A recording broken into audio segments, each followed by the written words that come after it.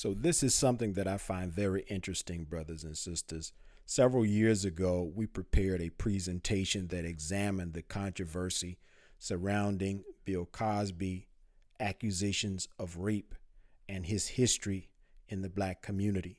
And as I was going through some of my files just the other day in the aftermath of the Supreme Court of Pennsylvania overturning his recent conviction, I found this article that's really very intriguing to me as to questions that arise as to how did Mr. Cosby get himself into this current entanglement, if you will, or controversy, being accused of rape and sexual assault.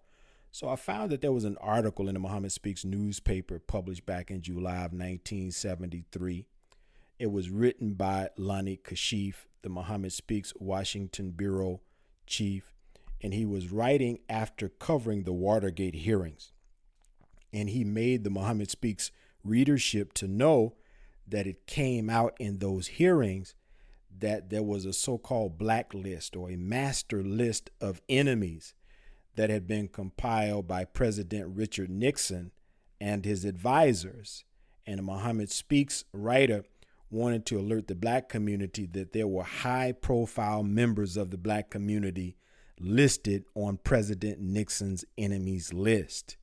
And as you can see, Bill Cosby was at the top of President Nixon's enemies list. Now check out what this article says. I want to read to you a quote. It says, quote, according to the memo submitted by White House counsel John W. Dean, the list called the Opponent Priority Activity List is a list of dangerous opponents with vulnerable weaknesses. According to Dean, the enemies were fair game. Any and all unscrupulous methods of attack were to be standard practice by the conspirators. The IRS was to be pressured into auditing the enemy's tax returns, and the Justice Department had to be made aware of the responsibility to investigate alleged misconduct and impropriety of the opponents. Mugging by paid thugs and the employment of high-class prostitutes was also among the weapon arsenal approved for, used by high White House officials, end quote. So here we have White House counsel for President Richard Nixon describing how prominent black people have been identified as enemies of the White House, and their specific weaknesses had also been identified.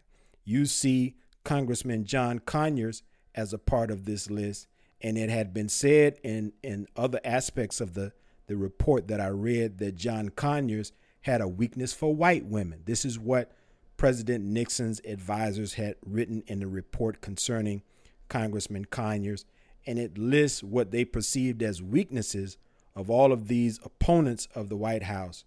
Now, the question arises in my mind, as it might arise in yours, how did all of this factor into Bill Cosby's current troubles? I'll allow you to draw your own conclusion. We may share more from our research archive on this specific subject in the days to come. Peace and blessings.